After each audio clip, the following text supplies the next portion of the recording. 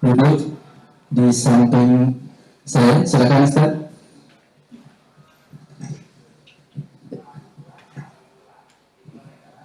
Baik teman-teman sekalian, di channel Zoom meeting telah hadir di hadapan para sahabatku sekalian, Ustaz kita yang alhamdulillah telah berkenan untuk berbagi ilmu, untuk sama-sama menggali hikmah di balik musibah yang kita rasakan bersama pada hari ini.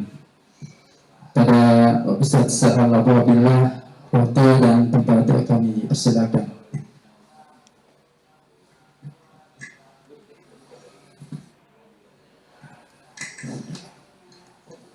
Bismillahirrahmanirrahim. Assalamualaikum warahmatullahi wabarakatuh. Alhamdulillah, hamdan katsiran thayyiban mubarakan bih, wa asyhadu an la ilaha illallah wahdahu la syarika lah, iqrar bihi wa tauhida, wa asyhadu anna Muhammadan abduhu wa rasuluh. Yaqulu rabbuna azza wa jalla fi kitabihil karim, ya ayyuhalladzina amanu taqullaha haqqa tuqatih wa la tamutunna illa wa antum muslimun. Ya ayyuhan nasu taqu rabbakum alladzi khalaqakum min nafsin wahidah wa khalaqa minha zawjaha wa batha minhuma rijalan katsiran wa nisaa'a wattaqullaha alladzi tasaaluna bihi wal arham innallaha kana 'alaikum raqiba. Ya ayyuhalladzina amanu taqullaha wa qulu qawlan sadida yuslih lakum a'malakum wa yaghfir lakum dhunubakum wa may yuti'illaha wa rasulahu faqad faza fawzan 'azima. Amma ba'd.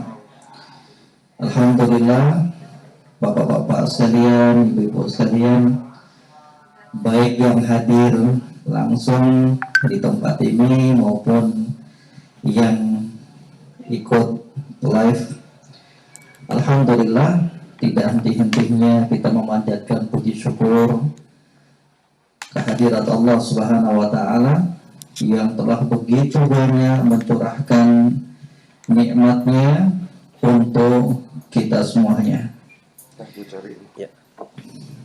Dan yang terpenting dari semuanya itu adalah nikmatul iman,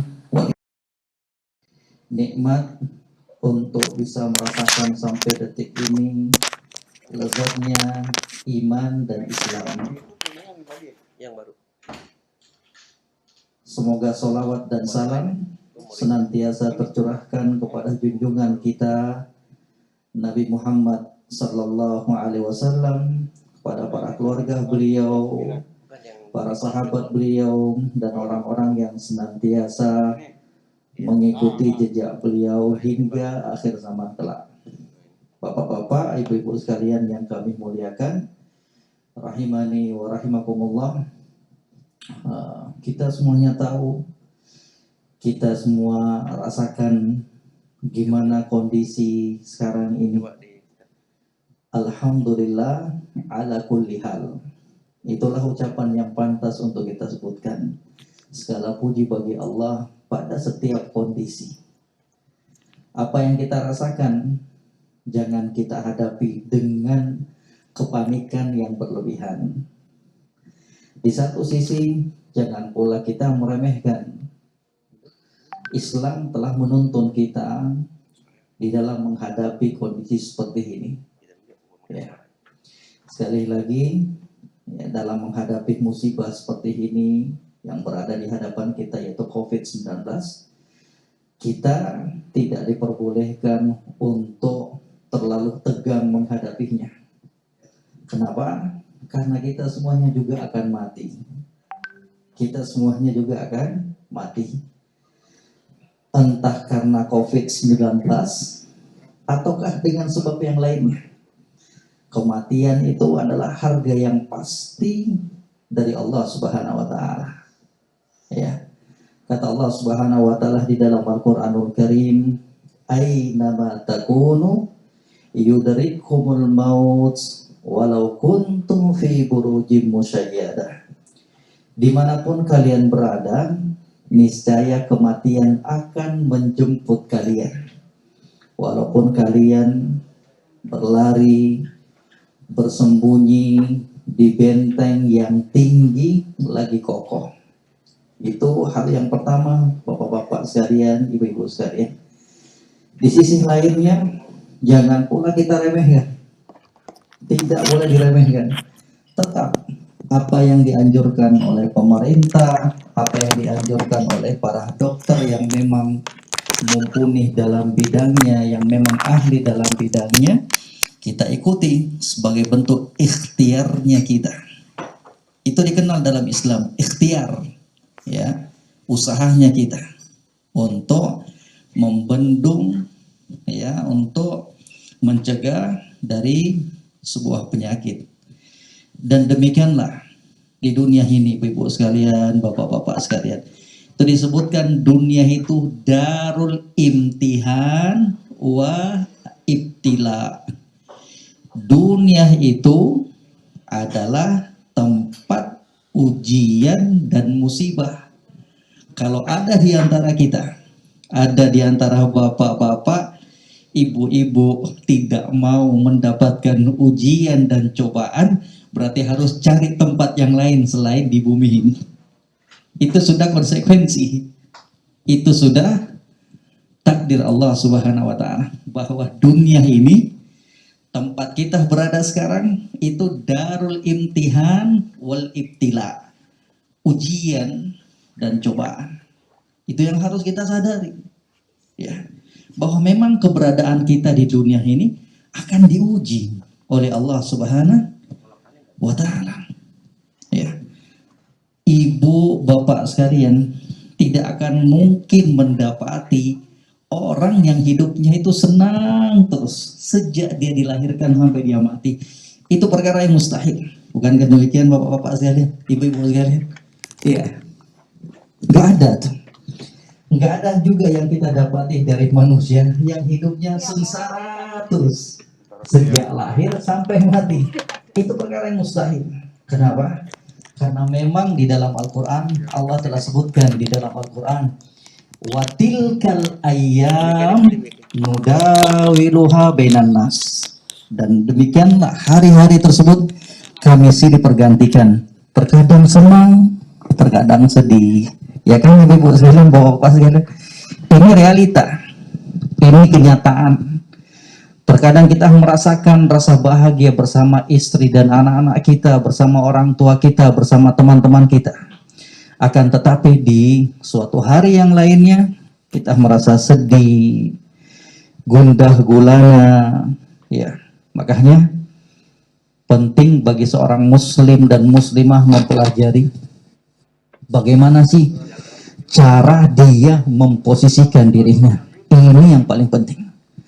Memposisikan diri tak kalah berada di antara dua keadaan ini. Ini tipsnya yang saya akan sampaikan. Tolong didengarkan, diamalkan. Insya Allah hidup akan tenang. Ini tipsnya, ini resepnya. Kita tadi telah sebutkan bahwa manusia tidak akan pernah lepas dari dua perkara ini. Bahagia dan duka. Gimana caranya kita agar kita bisa berhasil menghadapi dan menjalani dua keadaan ini?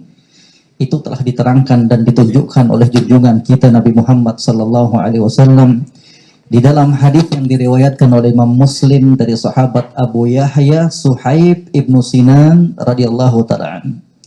Kata junjungan kita Nabi Muhammad SAW, "Ajaban li amril mu'min, inna amrahu kullahu lahu khair, wa laysa dzaka illa lil mu'min." Sungguh menakjubkan Sungguh mengherankan kata junjungan kita Nabi Muhammad sallallahu alaihi wasallam. Sangat kan keadaan kondisi seorang dengan kita Nabi Muhammad sallallahu alaihi wasallam sungguh mengagumkan, sungguh menakjubkan keadaan seorang mukmin dan mukminah, muslim dan muslimah, seluruh keadaannya, seluruh urusannya baik untuknya. Kapan itu? Kata junjungan kita Nabi Muhammad sallallahu alaihi wasallam meneruskan ucapannya, in asobathu sarra'u syakara fakana khairan lahu. Kalau dia mendapatkan nikmat, kalau dia lagi bahagia, dia bersyukur. Itu tips yang pertama. Fakana khairan lahu, dan itu baik untuknya. Ya, ini tips yang pertama. Kalau ibu-ibu sekalian, bapak-bapak sekalian, maka disyukuri. Ya, kalau dapat kenikmatan, merasakan bahagia, maka syukuri, akui itu nikmat dari Allah Subhanahu wa Ta'ala. Jangan sampai kita larut dalam kebahagiaan tersebut, kemudian lupa bersyukur kepada Allah Subhanahu wa Ta'ala. Itu yang pertama, ibu-ibu sekalian, bapak sekalian, enak hidup ini. Kemudian yang kedua, kata Nabi sallallahu alaihi wasallam, wa in asabathu dharra'u sabara fakana khairan lahu. Kemudian apabila dia ditimpa ujian, musibah, maka dia bersabar, mengharap pahala wa ta'ala. Subhanallah. Ya. Ini tips untuk bisa hidup dengan tenang di muka bumi ini. Dapat nikmat, bersyukur. Dapat ujian, musibah, cobaan, gimana bapak-bapak sekalian, ibu-ibu sekalian, apa yang kita lakukan? Bersabar. Ya.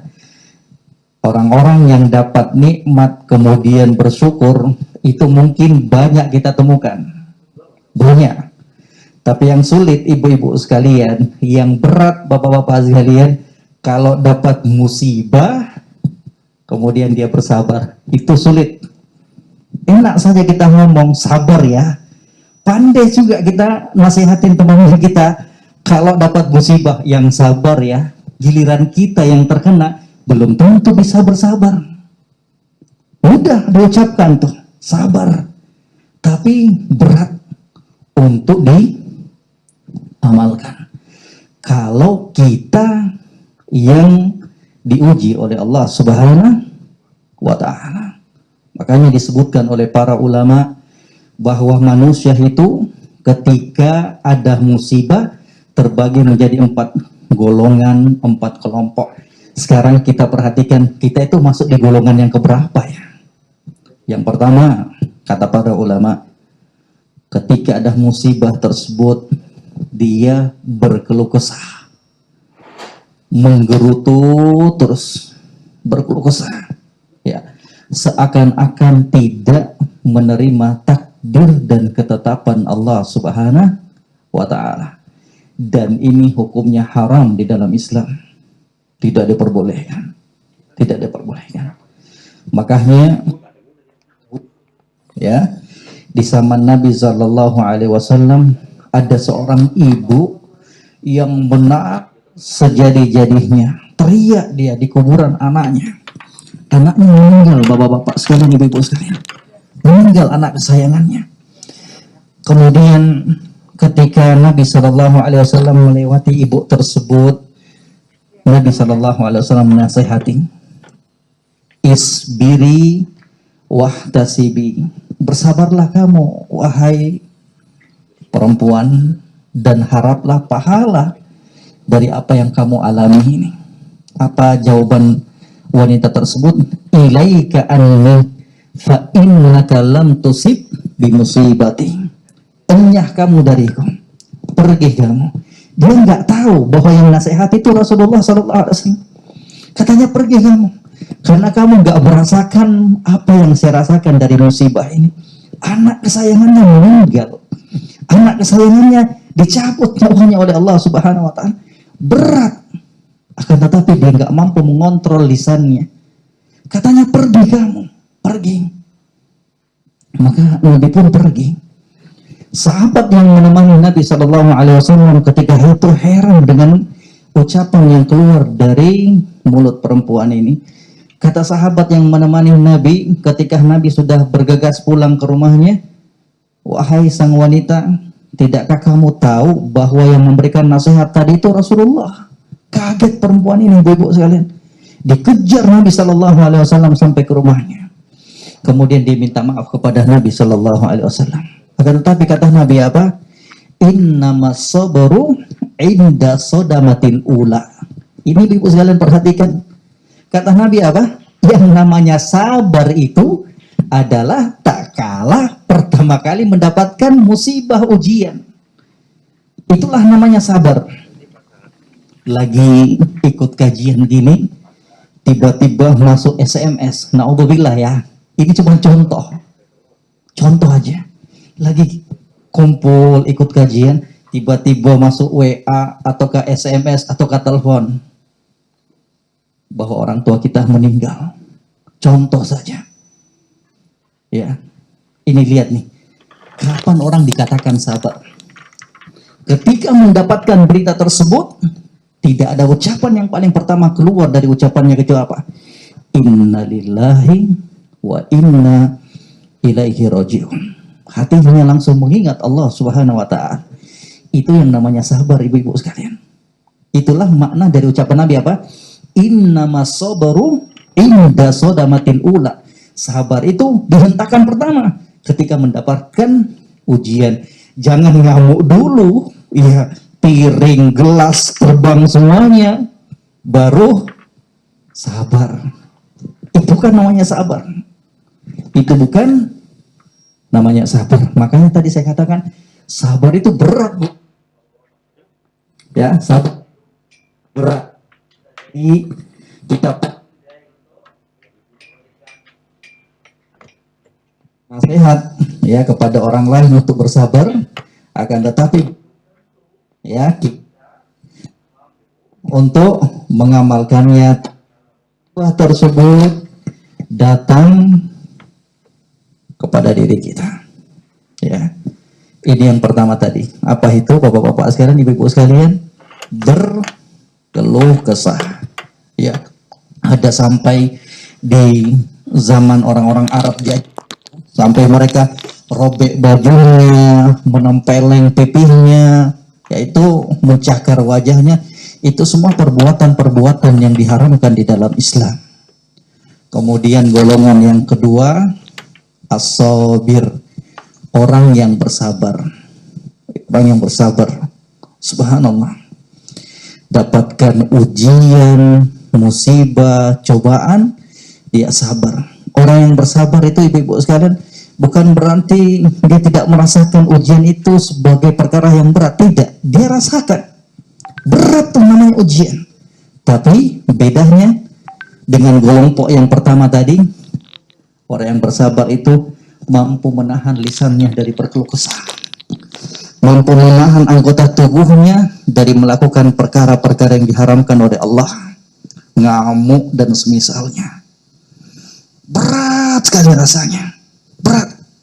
Dia rasakan dari kematian anaknya, kematian orang tuanya, perdagangannya yang rugi, bangkrut, suaminya yang meninggal, ataukah istrinya yang meninggal, sahabat dekatnya meninggal, sakit parah, sedih sekali dia.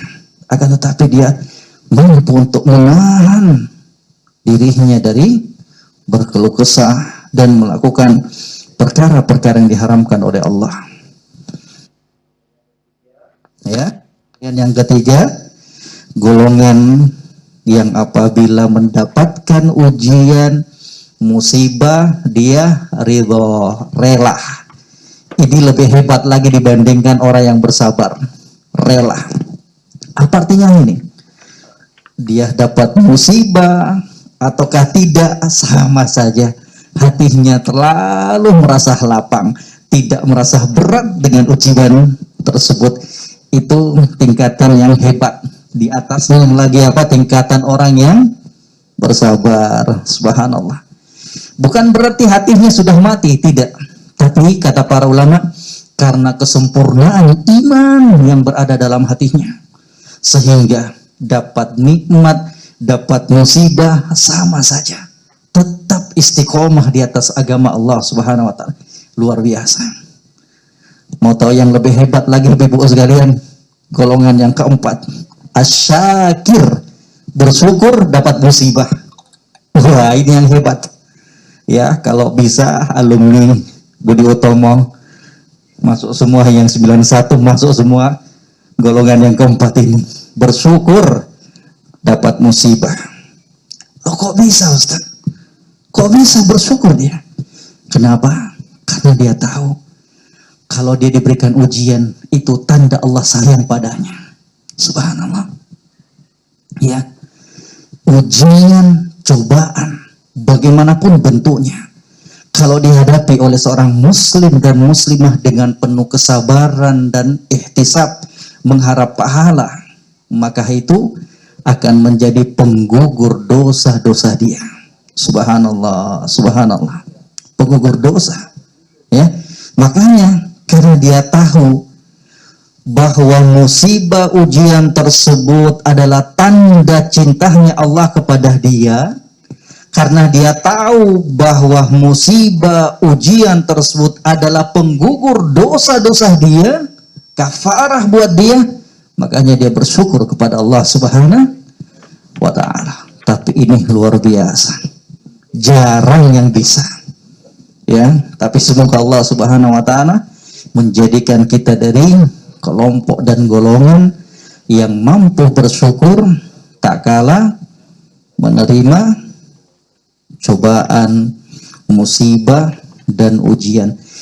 Ibu-ibu sekalian, bapak-bapak sekalian, di dalam hadis yang diriwayatkan oleh Al-Imam Tirmidzi dalam sunannya dari sahabat Abu Hurairah radhiyallahu ta'ala, kata junjungan kita Nabi Muhammad sallallahu alaihi wasallam, la yazalul bala bil mu'min wal mu'mina fi nafsihi wa malihi wa ahlihi hatta yalqallah wa laysa alaihi khati'atun. Kata Nabi, ujian, cobaan akan selalu ditemukan, dirasakan, dialami oleh seorang mukmin dan mukminah. Baik itu menyangkut dirinya, kita sakit, ya, ataukah menyangkut hartanya, harta kita terbakar, toko kita kecurian, rumah kita terbakar, uang kita hilang, wa ahlihi, ataukah musibah tersebut berkait dengan keluarganya, istri kita sakit, anak kita sakit, istri kita meninggal, suami kita meninggal, anak kita meninggal, orang tua kita meninggal. Kata Nabi Shallallahu Alaihi Wasallam, kesemuanya itu, apabila ujian-ujian tersebut dia lalui dengan penuh kesabaran mengharap pahala dari Allah, maka itu semuanya akan menjadi kafarah, penghapus dosa kita, penghapus dosa. Hatta yalqallah wa laysa alaihi khati'ah, agar kemudian pada hari kiamat dia bertemu dengan Allah tanpa membawa dosa lagi. Subhanallah. Ya, lebih mending, Bu, bapak-bapak sekalian, dosa-dosa kita itu dibalas oleh Allah di dunia. Lebih bagus dibandingkan kita lakukan dosa, akan tetapi Allah nggak berikan balasannya, hukumannya di dunia. Allah tangguhkan nanti dia hari kiamat. Itu lebih parah. Itu lebih parah. Ya, sehebat apapun ujian cobaan di dunia, Sehebat apapun siksaan, petaka, bencana di dunia, itu sama sekali tidak ada bandingannya dengan siksaan pada hari kiamat. Makanya dari sisi inilah kita harus banyak bersyukur kepada Allah Subhanahu wa ta'ala.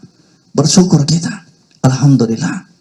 Makanya di dalam hadis yang lainnya dari sahabat Abu Hurairah radhiyallahu ta'ala kata junjungan kita Nabi Muhammad sallallahu alaihi wasallam, "May yuridillahu bihi khairan yusib minhu."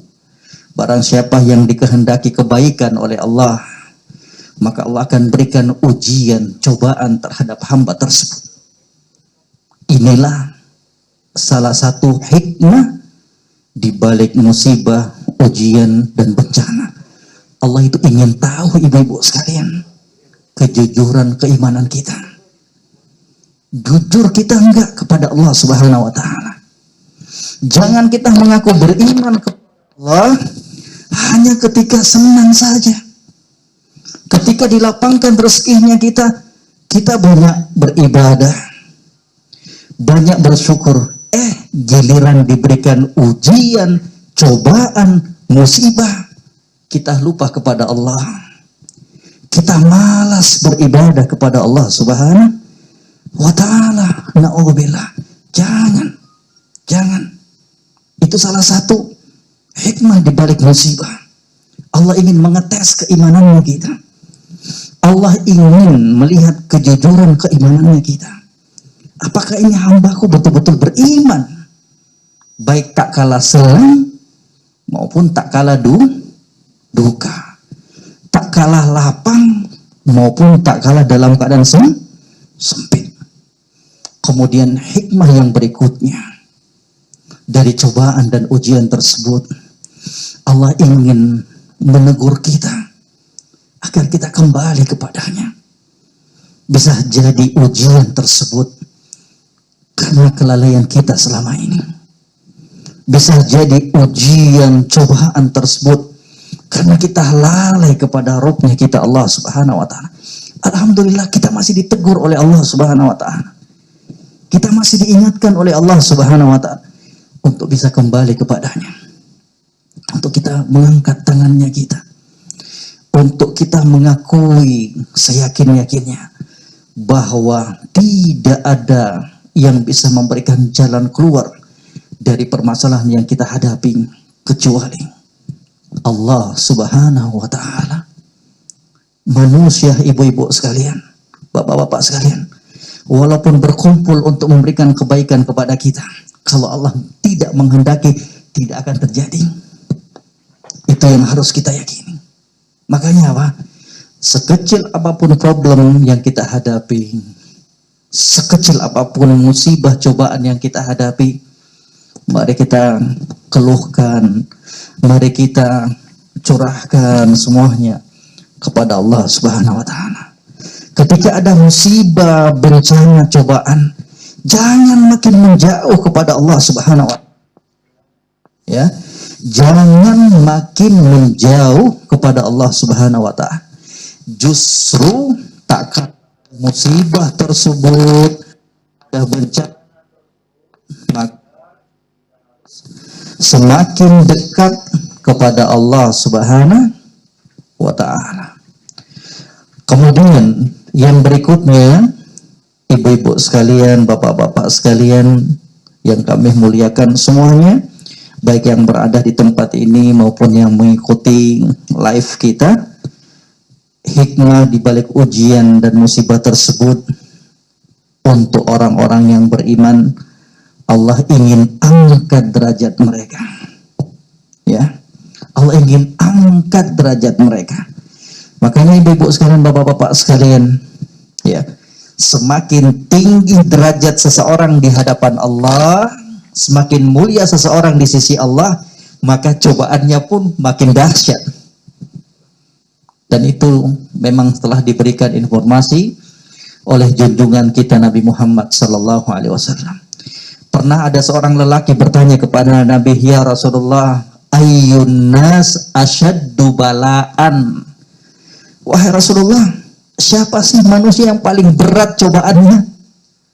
Wahai Rasulullah, siapa sih manusia yang paling dahsyat ujiannya? Kata Nabi Shallallahu Alaihi Wasallam, al-anbiya, thummal amsal, fal amsal. Para nabi, kemudian orang-orang yang setelahnya dan setelahnya. Kan nampak, ya, nampak bahwa yang paling mulia di sisi Allah dari kalangan hambanya, di kalangan manusia siapa? Nabi, ya kan? Bersamaan dengan itu, Nabi telah mengkhabarkan kepada kita bahwa manusia yang paling berat ujiannya adalah para nabi. Kemudian Nabi menyambung sabdanya ini, wa yubtalul mar'a biqadri dinihi.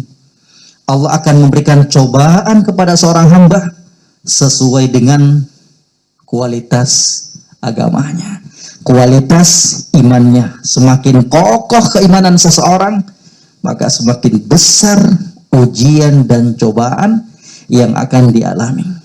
Semakin rapuh keimanan seseorang, semakin rapuh agama seseorang, maka cobaannya pun ringan-ringan saja. Ya, kalau begitu saya mau yang rapuh-rapuh aja lah. Jangan, gak boleh. Ya, harus kita menjadi mukmin dan mukminah yang kualitas imannya itu bagus. Ya, harus itu, harus. Ya, kita tempuh dengan berbagai macam cara yang telah dituntunkan oleh junjungan kita Nabi Muhammad Sallallahu Alaihi Wasallam, menjadi pribadi-pribadi yang tangguh dalam setiap kesempatan, suka maupun duka. Ya, jangan rajin ibadah kalau hanya tak kala kondisi senang bahagia. Giliran diberikan cobaan, malas-malasan. Jangan. Istiqomah itu, bapak-bapak, ibu-ibu sekalian, istiqomah itu maknanya apa? Halatun wahidatun. Satu keadaan itu. Orang yang istiqomah itu satu keadaan. Senang, sulit, sempit, lapang, tetap rajin ibadah dia. Itu yang namanya istiqomah. Keadaannya cuma satu. Dapat ujian, tetap istiqomah. Puasa Senin Kamisnya tetap jalan. Duhanya tetap dijaga. Qiyamul Lailnya tetap dilaksanakan. Sholat 5 waktunya tetap dijaga. Demikian pula tak kalah mendapatkan kenikmatan. Malah tak kalah mendapatkan kenikmatan, dia terus semakin meningkatkan kualitas imannya, kualitas ibadahnya, sebagai bentuk rasa syukurnya kepada Rabb-nya Allah Subhanahu wa Ta'ala. Jadi berapa tadi ibu-ibu sekalian, bapak-bapak sekalian? 4 golongan tadi. Ada yang masih ingat nggak? Yang pertama, keluh kesah, melakukan perbuatan-perbuatan seperti orang jahiliyah, robek bajunya, teriak-teriak, tarik rambutnya, nempeleng pipihnya. Itu apa hukumnya? Haram di dalam Islam, tidak diperbolehkan. Kemudian yang kedua, sabar. Kemudian yang ketiga, ridho, rela. Sama keadaannya, dapat ujian ataukah dapat kenikmatan, sama saja. Tetap hatinya berada di atas keimanan kepada Allah Subhanahu wa Ta'ala. Kemudian yang keempat, asyakir, orang yang bersyukur tak kalah mendapat kenikmatan. Ini orang yang hebat nih. Wah, dapat musibah tapi bersyukur. Subhanallah. Makanya ibu-ibu sekalian, jangan selalu pandang cobaan, musibah tersebut sebagai sebuah kehinaan. Jangan. Al-Imam Al-Munawi alaihi rahmatullah dalam kitab beliau Fathul Qadir itu menyebutkan, barang siapa yang menganggap musibah itu sebagai sebuah kehinaan, maka sungguh akalnya sudah berkurang. Sudah berkurang. Ya. Kalau dia menganggap bahwa cobaan, ujian dari Allah itu sebuah kehinaan untuk dirinya, tidak. Untuk orang-orang yang beriman, justru ujian, cobaan tersebut adalah sebuah anugerah, kenikmatan dari Allah untuk mengangkat derajatnya lagi dari mulia ke tempat yang lebih mulia. Makanya ini, ibu-ibu sekalian, ya. Kemudian ya ada beberapa tips untuk kemudian kita bisa selamat di dalam menghadapi ujian-ujian dan musibah yang disebutkan oleh para ulama. Ya.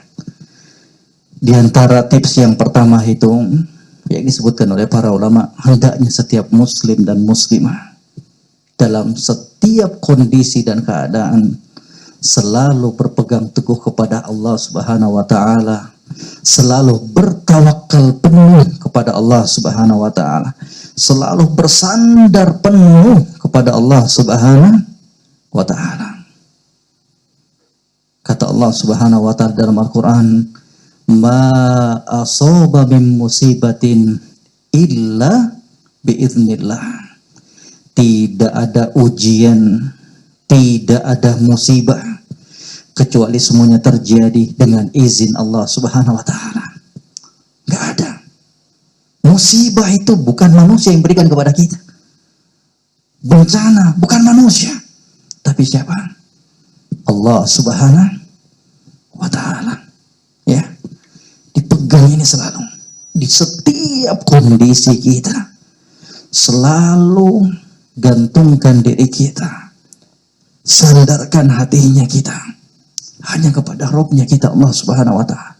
Yakin seyakin-yakinnya bahwa yang akan memberikan jalan keluar dari apa yang kita hadapi hanyalah Allah Subhanahu wa taala. Yakini itu. Kata Allah Subhanahu wa taala, "Wa may yattaqillaha yaj'al lahu makhraja." Barang siapa yang bertakwa kepada Allah, maka sungguh Allah akan berikan jalan keluar dari setiap problem, masalah yang dia hadapi. Subhanallah, enak hati kita ibu-ibu sekalian. Tenang hatinya kita. Gak ada lagi rasa galau. Kalau sudah paham perkara ini. Setiap ada kejadian, setiap ada musibah, setiap ada bencana, gantungkan dirinya kita, sandarkan dirinya dan hatinya kita kepada Rabb-Nya kita, Allah Subhanahu wa taala. Subhanallah. Kemudian tips yang kedua, kata para ulama, yakin bahwa apapun yang terjadi dari musibah tersebut itu terjadi karena takdir dan ketetapan Allah Subhanahu wa ta'ala. Ya, harus diyakini ibu-ibu sekalian bahwa segala sesuatu itu terjadinya karena Allah Subhanahu wa ta'ala. Semuanya terjadi dengan takdir Allah Subhanahu wa ta'ala. Dan harus diyakini, seorang muslim dan muslimah harus meyakini seyakin-yakinnya bahwa takdir Allah Subhanahu wa taala itu semuanya baik. Baik. Ya. Harus kita yakin seyakin-yakinnya. Pasti dan pasti ada hikmah di balik takdir dan ketetapan Allah Subhanahu wa taala itu. Harus diyakini. Harus diyakini. Seyakin-yakinnya bahwa sekali lagi setiap apa yang telah ditakdirkan oleh Allah itu pasti ada hikmahnya. Setiap apa yang ditakdirkan oleh Allah pasti di situ ada kebaikannya untuk seorang muslim dan muslimah. Walaupun terkadang ibu-ibu sekalian takdir Allah itu pahit rasanya buat kita. Ya, akan tetapi yakin bahwa di balik pahit tersebut ada kebaikan yang Allah ingin anugerahkan kepada kita. Ya, makanya di dalam Al-Qur'an Allah sebutkan apa? Wa asa an takrahu syai'a wa huwa khairun lakum. Wa asa an tuhibbu syai'an wa huwa syarrun lakum. Wallahu ya'lamu wa antum la ta'lamun. Letakkan selalu ayat ini. Ini manfaat kalau kita hafal dan kita ingat ayat ini. Luar biasa. Akan juga membantu untuk menciptakan ketenangan dalam kehidupan kita di dunia ini. Kata Allah tadi, wa asa an takrahu syai'an wa huwa khairun lakum. Bisa jadi ada perkara yang kalian benci, tapi itu baik untuk kalian. Pahit rasanya, nggak senang jiwanya kita, tapi ternyata ada kebaikan di balik itu semuanya. Subhanallah. Contohnya ibu-ibu sekalian, kita tuh udah pingin sekali berangkat. Lihat orang tuanya kita, atau kita pingin sekali untuk rekreasi ke sebuah tempat. Udah beli tiket, udah persiapan makanan ini, makanan itu.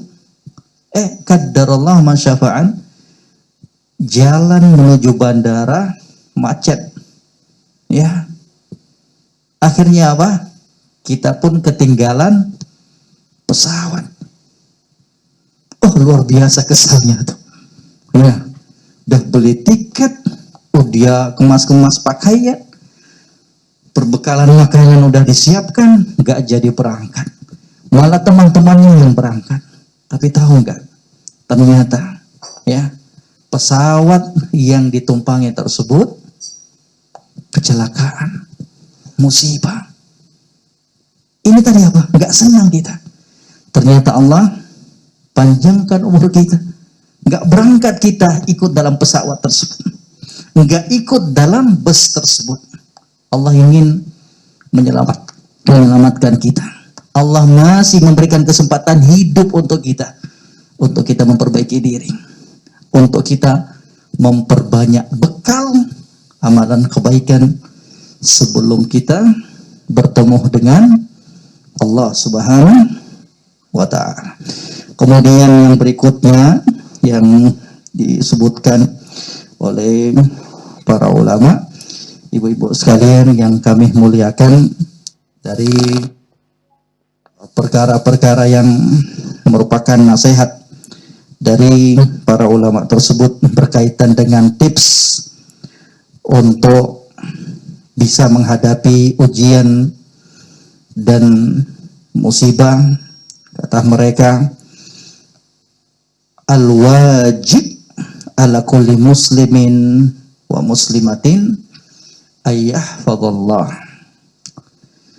Wajib bagi setiap muslim dan muslimah dalam segala kondisi untuk menjaga Allah Subhanahu wa ta'ala. Loh, gimana caranya kita menjaga Allah Subhanahu wa ta'ala? Diterangkan oleh para ulama, menjaga Allah itu adalah menjaga hukum-hukum Allah, syariat-syariat Allah Subhanahu wa ta'ala.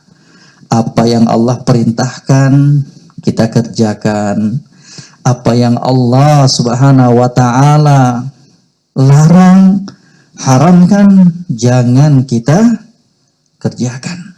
Makanya dahulu kala Abdullah bin Abbas itu diberikan nasihat kepada junjungan kita Nabi Muhammad sallallahu alaihi wasallam. Tentunya nasihat ini untuk kita semuanya selaku umat Nabi Muhammad sallallahu alaihi wasallam. Kata junjungan kita Nabi Muhammad sallallahu alaihi wasallam, ya gulam, wahai anak kecil, ihfadillah yahfadka. Singkat padat nasihatnya Nabi. Ihfadillah yahfadka. Jagalah Allah, niscaya Allah akan menjaga kamu. Luar biasa. Ya, ibu-ibu sekalian, bapak-bapak sekalian, jamaah sekalian, singkat padat. Ihfadillah yahfadka. Jagalah Allah, niscaya Allah akan menjaga kamu. Bapak-bapak sekalian, ibu-ibu sekalian, ingin agar kita dijaga oleh Allah, maka mari jalankan apa-apa yang diperintahkan Allah dan jauhi apa-apa yang dilarang oleh Allah Subhanahu wa ta'ala. Kita semuanya ingin dijaga keturunannya kita, maka jagalah Allah Subhanahu wa taala. Ingin dijaga hartanya kita, jaga Allah Subhanahu wa taala. Ingin dijaga agamanya kita, dan ini yang paling penting, Allah jaga agamanya kita. Caranya gimana? Jaga Allah Subhanahu wa taala. Sekali lagi, apa yang diperintahkan oleh Allah, mari kita jalankan, dan apa yang dilarang oleh Allah, mari kita tinggalkan. Itu aja. Itu aja. Ya. Sampai kapan, Ustaz? Sampai kita meninggal. Cepat aja itu. Enggak lama. Besok datang ajal, ya udah selesai. Ya. Lusa datang ajal, ya udah selesai. Selesai. Enggak lama, enggak lama. Ya paling lamanya itu sekitar 60 sampai 70 tahun. Itu udah paling lama tuh. Udah, Bu. Kata Nabi sallallahu alaihi wasallam, "A'maru ummati ma baina sittina wa sab'in." Umur umatku itu hanya sekitar 60 sampai 70 tahun. Dan sangat jarang yang bisa melewati 70 tahun. Itu udah bonus tuh. Nabi aja wafat di umur berapa, Ibu sekalian? 63 tahun. Itu Nabi kekasih Allah Subhanahu wa taala.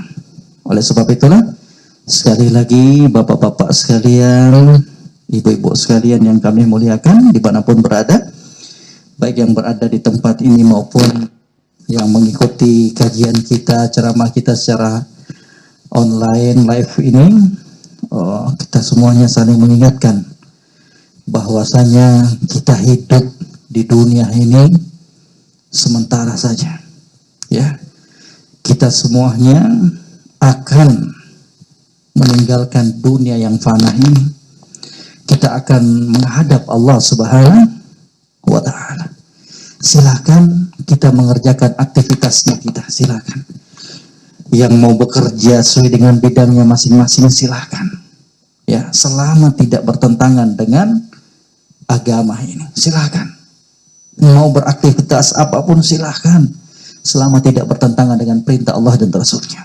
Akan tetapi ingat, jangan jadikan dunia ini sebagai tujuan dan prioritasnya kita. Salah tuh, salah. Rugi kita. Kalau kita mau menukar kesenangan yang sementara dengan kebahagiaan yang abadi di akhirat kelak. Salah, ya, salah sekali. Kita manfaatkan kenikmatan yang Allah berikan itu. Alhamdulillah. Kita nikmati, kita syukuri. Akan tetapi jangan menjadikan akhir dari tujuannya kita adalah dunia ini. Sebelum kita hidup, ibu-ibu sekalian, kita sudah hidup di mana? Di rahim ibu kita. Kehidupan. Setelah berapa lama dalam kandungan ibu kita keluar, hidup di dunia ini. Kemudian setelah itu meninggal, wafat, untuk melanjutkan kehidupan di mana? Alam barzakhiyah, kuburan. Ada lagi kehidupan setelah di dunia ini, ada. Di mana itu? Kuburan. Setelah berapa lama dari waktu yang telah ditentukan oleh Allah, kita semuanya akan dibangkitkan pada hari kiamat untuk melanjutkan apa? Kehidupan yang kekal abadi. Cuman dua loh ibu-ibu sekalian, dua saja di akhirat itu. Kita menjadi orang yang bahagia ataukah orang yang merugi, naudzubillah. Makanya ibu-ibu sekalian, bapak-bapak sekalian, hidup cuman sekali. Hidup cuman sekali. Kita manfaatkan semuanya ini, ya.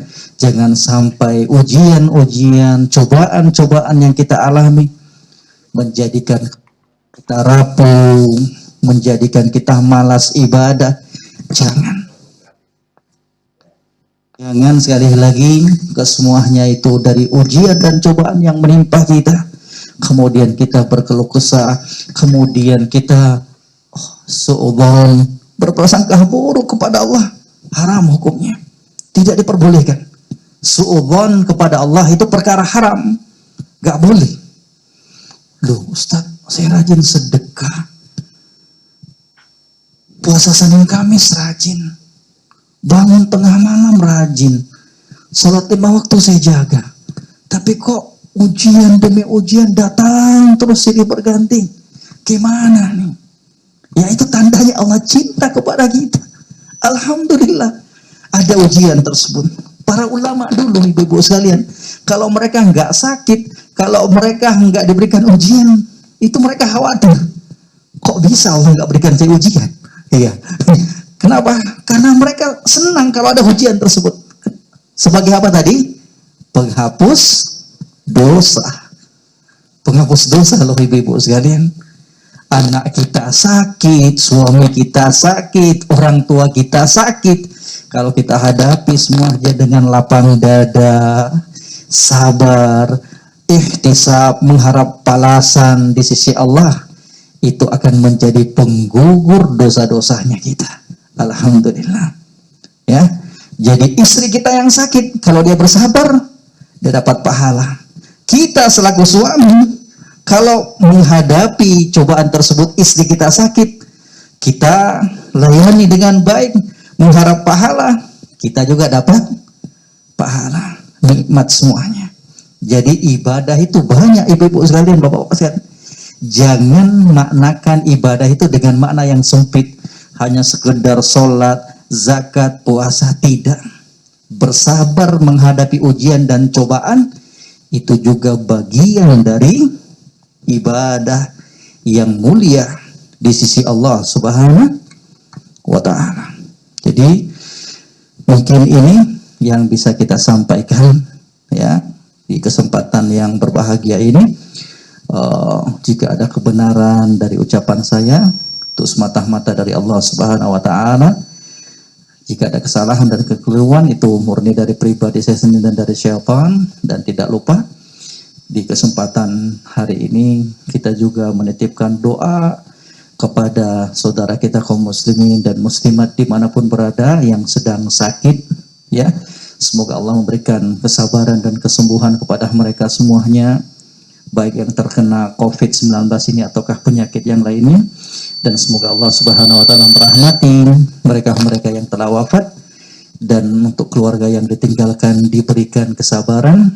Dan untuk kita semuanya, semoga Allah senantiasa memberikan kesehatan kepada kita, agar kita mampu untuk memanfaatkannya dalam perkara-perkara kebaikan.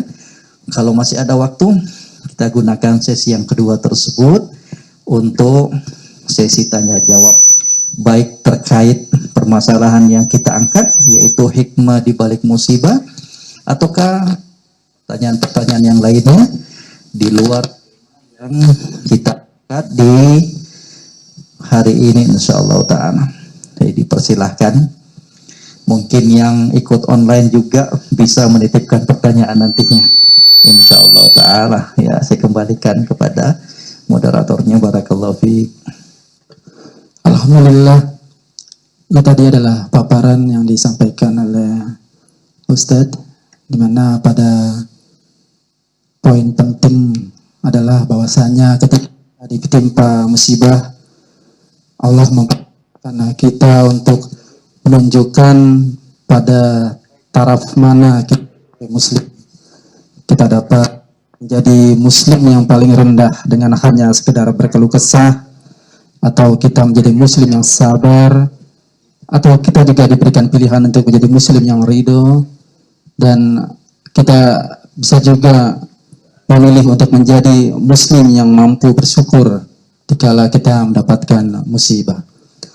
Para sahabat Budut Kalbu 91, untuk selanjutnya jika ada yang ingin bertanya, kami persilakan. Barangkali untuk teman-teman yang tergabung dalam aplikasi Zoom, nanti kita akan berikan kesempatan untuk bertanya. Mungkin ada yang ingin bertanya pertama dari teman-teman yang ada di Zoom meeting, persilakan. Setelah disebut namanya, baru dipersilakan untuk mengajukan pertanyaannya.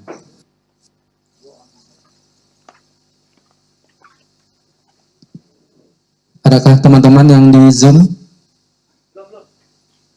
Oke, sambil mempersiapkan teman-teman yang di Zoom, nanti teman-teman admin akan mengaktifkan status mikrofon dari teman-teman yang ada di aplikasi Zoom. Kita berikan kesempatan untuk teman-teman yang hadir secara fisik di kegiatan. Barangkali Om Ari jika ingin bertanya.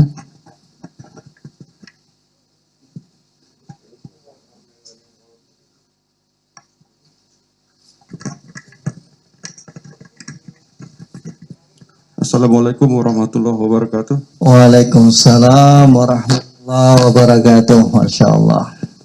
Pak Ustadz yang saya hormati dan teman-teman rekan-rekan kolbu sekalian bahagia. Terima kasih atas kesempatannya. Nama saya Ari dari mantan biologi 2. Pertanyaan saya adalah bahwa Rasulullah itu pernah menyampaikan bahwa Allah itu memalingkan hati manusia menurut kehendaknya. Kemudian jika seseorang ditimpa musibah, pada saat dia ditimpa musibah, mungkin di awal ketika dia menerima musibah itu, dia bisa bersabar. Kemudian beberapa waktu kemudian mungkin dalam situasi emosional dia tidak bersabar atau sebaliknya. Kemudian dia bersabar lagi. Nah, apakah dia bisa digolongkan termasuk orang yang sabar atau sebaliknya? Dan mungkin selanjutnya apakah ada kiat-kiat khusus untuk kita bisa istiqomah untuk tetap bersabar? Terima kasih. Demikian Pak Ustadz. Assalamualaikum warahmatullahi wabarakatuh. Waalaikumsalam warahmatullahi wabarakatuh. Mungkin yang ikut online ini nggak mendengarkan secara jelas, saya ulangi. Pertanyaan dari Pak Ari tadi, Masya Allah, semoga Allah panjangkan umur beliau dalam ketaatan. Yang pertama katanya, bukankah Allah Subhanahu wa Ta'ala itu membolak-balikkan hati para hambanya? Terkadang seseorang itu ketika mendapatkan musibah mampu bersabar di awal, kemudian lama-kelamaan ya berapa waktu berlalu dia nggak sabar lagi ya. Ataukah sebaliknya, di awal dia nggak bersabar, kemudian berapa lama dia bersabar ya. Apakah kedua keadaan tersebut seseorang itu dikatakan sebagai kelompok dan golongan orang yang bersabar? Ya, tadi kita katakan ya bahwa Nabi SAW menyatakan innamas sabru inda sodamatil ula. Yang namanya sabar itu adalah pada hentakan pertama, tak kalah datangnya ujian dan cobaan. Itulah yang namanya sabar. Kalau ketika dapat musibah dia berkeluh kesah ya, seakan-akan gak terima takdir Allah, barang-barang yang di hadapan dia hancur semuanya, itu namanya orang gak bersabar. Nanti setelah berapa lama kemudian dia menyesal, kemudian dia berpikir, wah ternyata ini ujian dan cobaan dari Allah. Di saat itulah dia mendapatkan pahala ya. Tapi berbicara di awal, dia nggak termasuk dari golongan orang yang bersabar. Bisa dipahami? Ya. Kemudian, kalau kondisinya di awal dia bersabar, ada musibah, langsung dia ucapkan, innalillah wa inna ilaihi raji'un. Semuanya berasal dari Allah, kembali kepada Allah. Mau apa kita? Ya, istri kita titipan dari Allah, suami kita titipan dari Allah, anak kita, harta kita milik Allah. Ngapain kita marah? Ya kan? Sedih, boleh-boleh saja. Tapi kalau sampai melakukan perkara yang diharamkan, itu yang salah. Kenapa? Itu milik Allah kok. Kapan saja Allah mau ngambil, ya kita harus pasrah. Bukankah demikian? Ada orang yang nitip duit sama kita. Ya, ada yang nitip barang sama kita, tetangga kita, teman kita. Nih, saya titip duit nih 10 juta. Nanti saya balik dari safar perpergian saya ambil ya. Nih saya titip mobil saya ya, sepekan lagi pulang dari tugas saya ambil. Apakah ada hak kita untuk menahannya? Malu dong. Kalau kita bilang nggak boleh ngambil. Ya, mohon tahu di mana wajahnya kita. Demikian pula dengan Allah Subhanahu Wa Taala. Kalau Allah ingin ambil semua miliknya, kita selaku hambanya harus rela. Makanya ibu-ibu sekalian, bapak-bapak sekalian, belajar dari sekarang untuk menjadi manusia yang rela. Siapkan dirinya kita, karena nggak menutup kemungkinan itu semua akan terjadi pada kita. Nggak menutup kemungkinan, cepat ataukah lambat. Kalau dia bersabar, innalillahi wa inna ilaihi raji'un. Itu termasuk orang yang bersabar. Giliran dia nanti sejam, 2 jam, besok, lusa menggerutu, ngomel, dia dapat dosa. Dosa dia. Dosa. Jadi pahami ya, nggak termasuk dari orang-orang yang bersabar. Apabila dapat musibah di awal bencana, dia berkeluh kesah. Itu bukan orang yang bersabar. Tapi ketika dia nantinya sadar, itu masuk dari orang-orang yang mendapatkan pahala di sisi Allah Subhanahu wa Ta'ala. Kemudian pertanyaan yang kedua, gimana sih tips-tips agar kita bisa menjadi orang yang istiqomah di dalam bersabar menghadapi musibah? Sempat kita singgung tadi dalam kajiannya kita. Di antara tips-tips tersebut harus yang pertama, kita berbaik sangka kepada Allah. Itu yang paling pertama. Itu modal yang paling pertama, yang paling besar. Yakin sangkaan baiknya kepada kita bahwa ujian, cobaan tersebut semuanya baik untuk kita. Ya, berbaik sangka kepada Allah. Itu tips yang paling jitu untuk bisa terus bersabar atas ujian dan cobaan. Kemudian tips yang berikutnya, yakini seyakin-yakinnya bahwa tidaklah Allah menakdirkan sesuatu kecuali di situ ada hikmahnya, ada kebaikannya.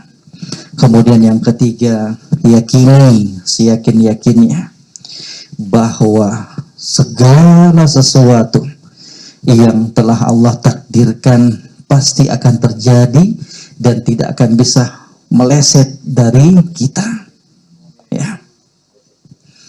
Bahwa musibah yang menimpa kita itu sudah ditakdirkan oleh Allah 50.000 tahun sebelum penciptaan langit dan bumi. Lalu apa kita? Ya, sebelum kita lahir sudah ditakdirkan ini usia 50 tahun nantinya anaknya meninggal, rumahnya terbakar. Berarti apa? Kembali lagi keimanan terhadap apa? Takdir Allah Subhanahu wa Ta'ala. Kemudian tips yang berikutnya, bahwasanya cobaan musibah tersebut apabila kita lalui dengan penuh kesabaran, maka akan berganjar pahala dan akan meninggikan derajatnya kita di sisi Allah Subhanahu wa Ta'ala. Mungkin itu sedikit tips yang semoga bisa memberikan kemanfaatan untuk kita semuanya. Wallahu ta'ala alam. Semoga bisa dipahami oleh kita semuanya. Barakallahu fiik. Ada yang lainnya? Ya, untuk sahabat yang ada di Zoom, barangkali jika ingin bertanya,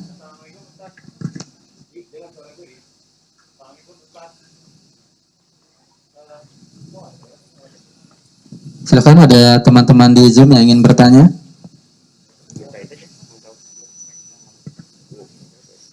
Teman-teman di Zoom barangkali yang ingin bertanya. Ya. Ya, silakan. Waalaikumsalam.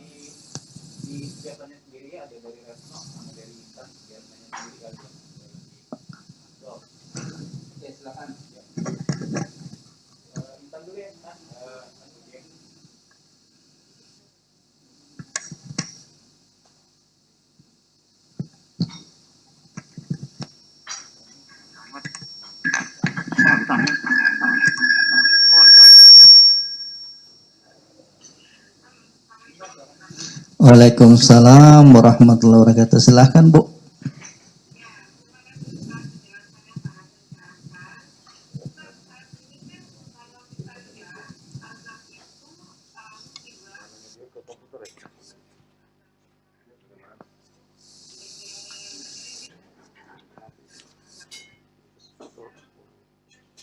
Saya berpengaruh buat kita gitu ya. Tadi kan Ustaz bilang, dan ini masukannya yang bagus sekali menurut saya ya.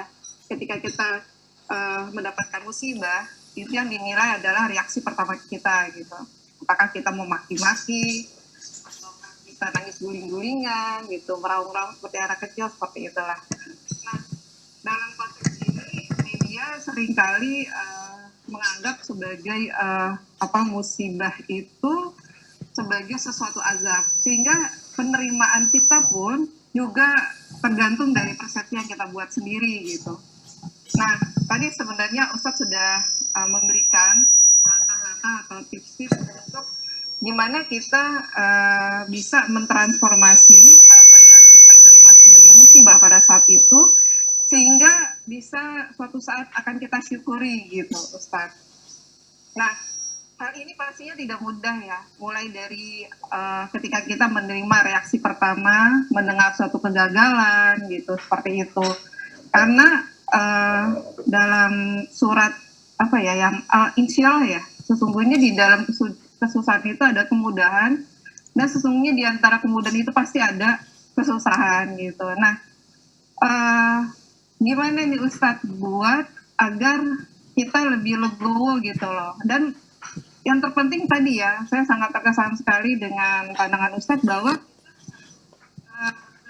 husnuzon setiap saat kepada Allah, bahwa suatu saat atau yang kita anggap suatu kesedihan pada hari ini kan tidak mustahil di. Pertanyaan saya adalah sebenarnya juga lebih pada sharing ya, karena Ustadz tadi sebetulnya sudah sangat jelas untuk menjelaskan materinya. Terima kasih. Nah, sebenarnya aplikasinya itu pastinya juga nggak mudah ya Ustadz ya, karena ini mungkin pulang hati ya. Bisa saya minta pencerahan dari Ustadz gimana caranya agar hati kita menjadi hati yang salim gitu ya, hati yang bersih gitu, sehingga kalaupun ada musibah atau kesenangan itu sebenarnya tuh sama saja gitu loh. Kalau saya baca-baca di buku-buku sufi kan seperti itu ya. Jadi kalau misalnya orang itu sudah menganggap suatu hal yang susahan, dia bisa menerima itu sebagai satu kegembiraan juga gitu loh, dalam hatinya gitu. Jadi saya pernah baca ya kalau nggak salah seperti itu gitu. Nah, ini agak lagi ya, teman-teman juga kita kan udah menjelang udah setengah baya gitu ya. Jadi bagaimana reaksi kita untuk kita menerima sebenarnya apa yang menjadi kita agak kesusahan pada hari ini juga sebenarnya yang kita lebih berhusnuzon.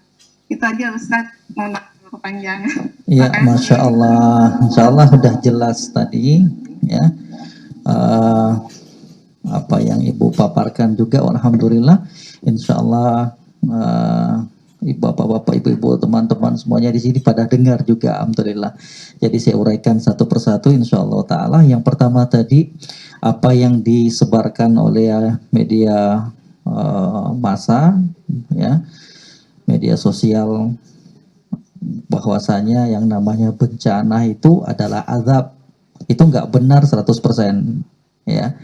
Jadi bencana, musibah itu terbagi dua. Yang pertama, musibah, cobaan, ujian untuk orang-orang kafir dan orang-orang yang berbuat maksiat. Untuk ujian, cobaan, musibah yang mereka rasakan itu lebih tepat untuk dikatakan azab dari Allah Subhanahu wa taala.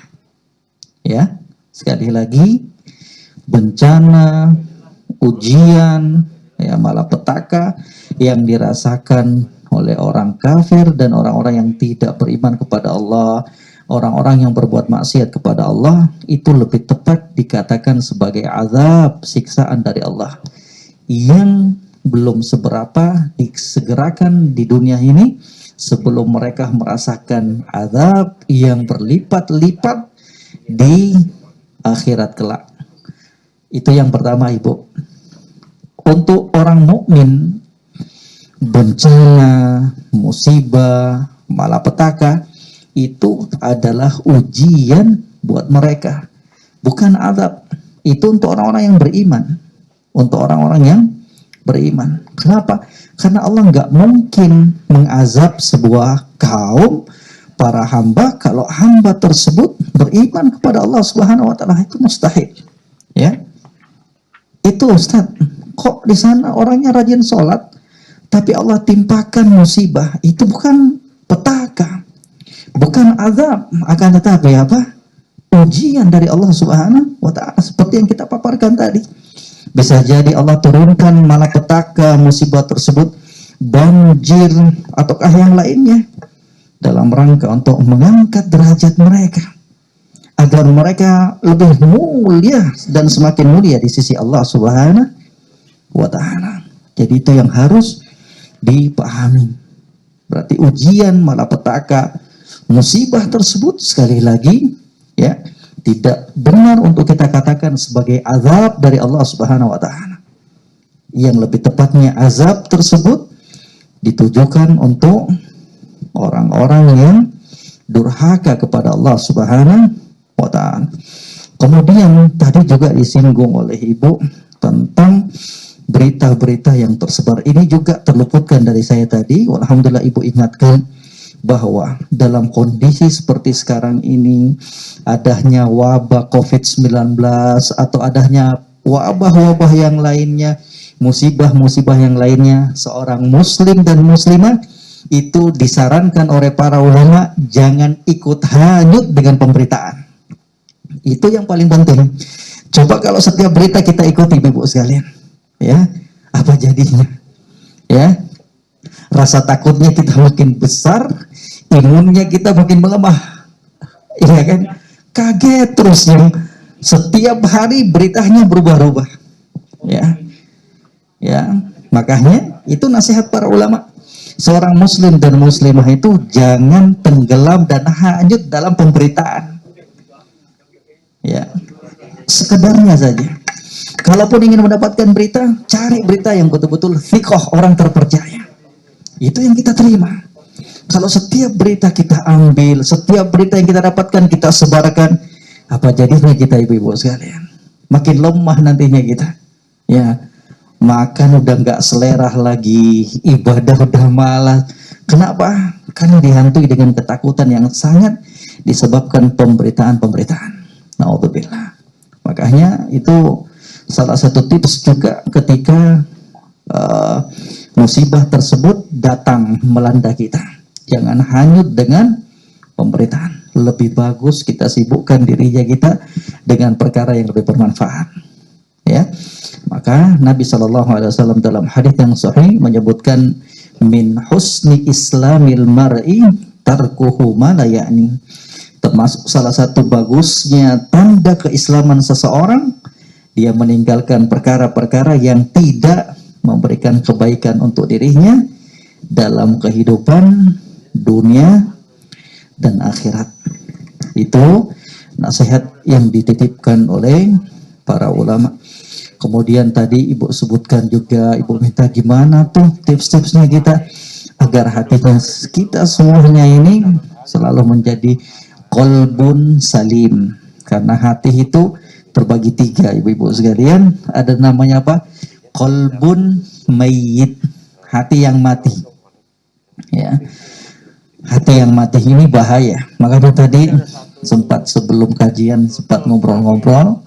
Ya, alhamdulillah kalau di masa pandemi ini masih tetap semangat untuk mengikuti kajian, mau hidupkan lagi kajian, itu penting. Jangan sampai pandemi ini hatinya kita mati, itu bahaya.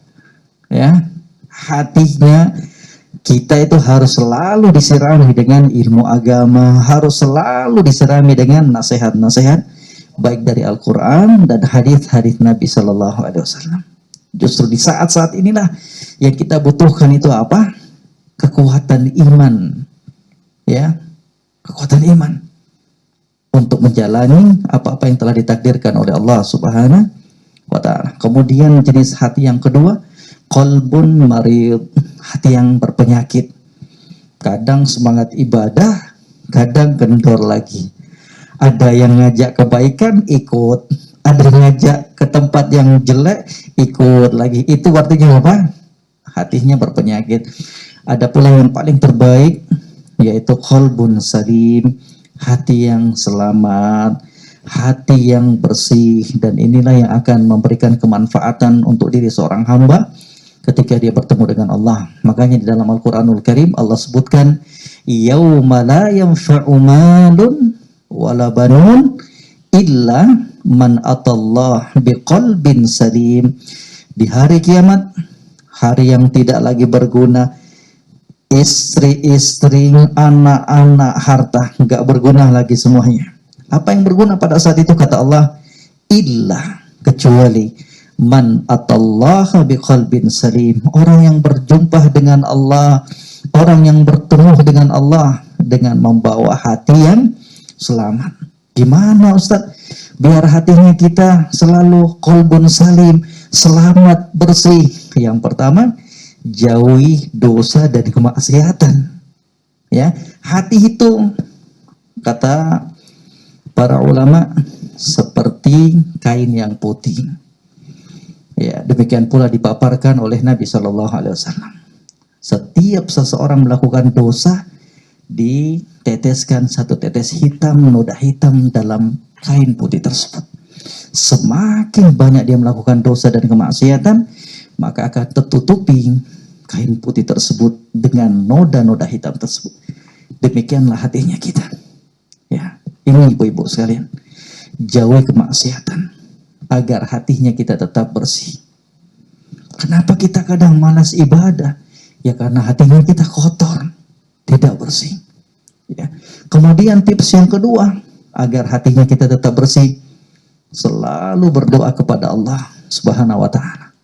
Ya. Apa doanya? Di antaranya dipimpinkan oleh Nabi Sallallahu Alaihi Wasallam, ya muqallibal qulub, tsabbit qalbi ala dinik. Wahai Allah, zat yang membolak-balikkan hati, tetapkan hatiku, kokohkan hatiku di atas keimanan terhadapmu.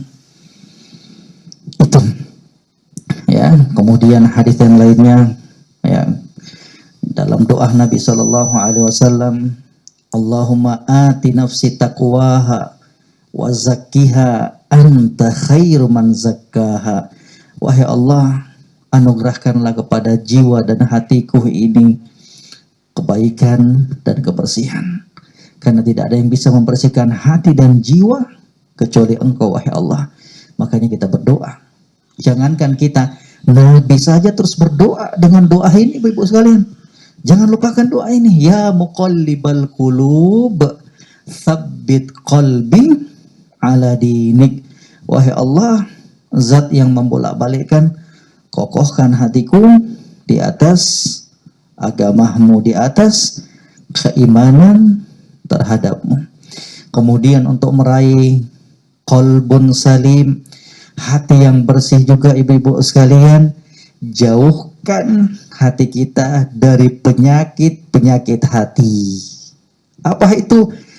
Ria, ingin dilihat sombong, al-kibr, ya, merasa diri lebih dibandingkan orang lain, merasa lebih bagus dibandingkan orang lain.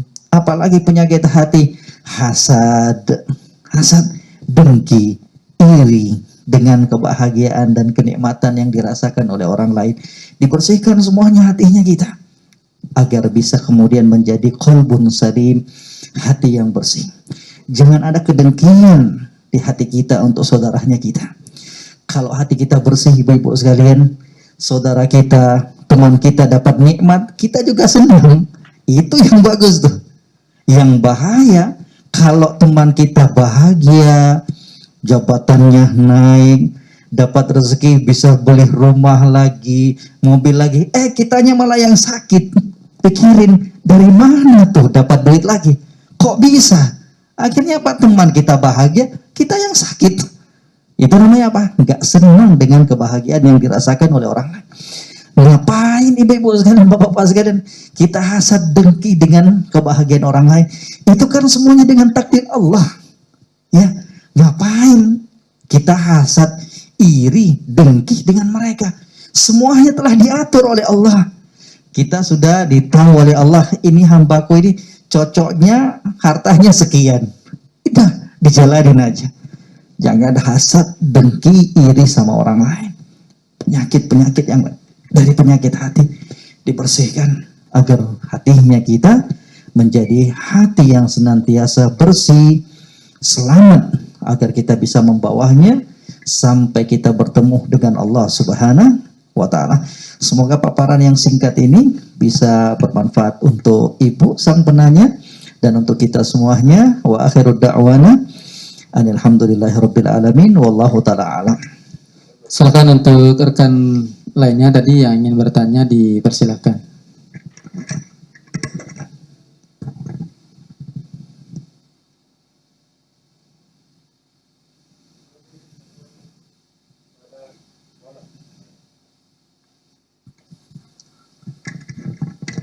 Oke, apakah masih ada teman-teman di Zoom yang ingin bertanya?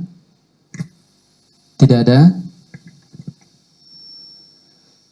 Baik, jika tidak ada lagi yang ingin ditanyakan kepada Ustadz, maka kegiatan kajian kita pada kesempatan kali ini kita tutup, dan mudah-mudahan disampaikan oleh Ustadz dapat menambah wawasan keilmuan keislaman kita, dan yang lebih penting lagi dapat kita implementasikan dalam kehidupan keseharian kita bersama keluarga.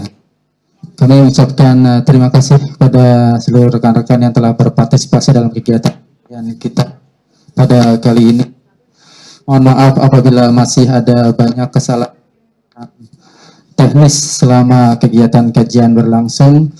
Insya Allah kegiatan akan terus kita laksanakan rutin per bulan dengan mekanisme kajian yang sama, tentunya dengan Ustadz dan tema yang berbeda.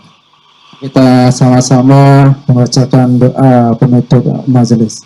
Subhanakallahumma wa bihamdika asyhadu an la ilaha illa anta astaghfiruka wa atubu ilaik. Assalamualaikum warahmatullahi wabarakatuh.